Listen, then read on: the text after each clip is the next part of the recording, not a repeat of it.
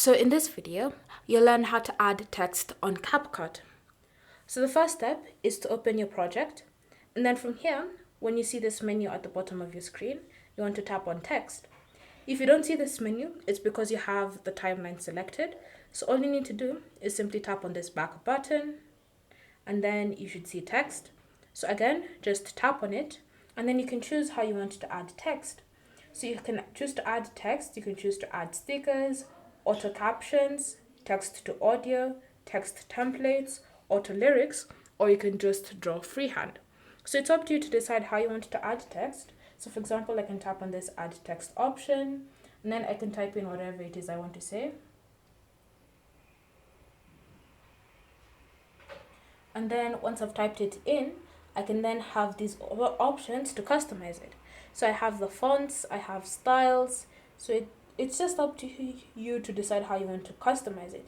You have the effects, you have the animations, so if you want to add an animation, you can choose to do so.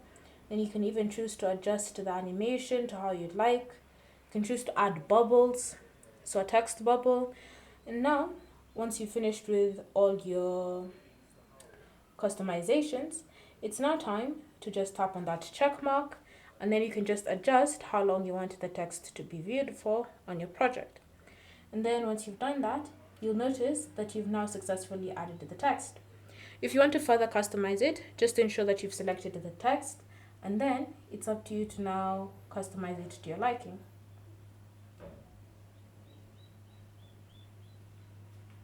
And then just continue with your customizations until you find something that suits your preferences.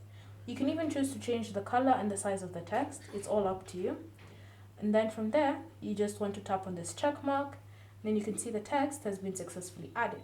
So again, play the video and you can see the text has been successfully added onto my project. Thank you for watching. If you have any questions or comments, leave them down below and we'll get back to you.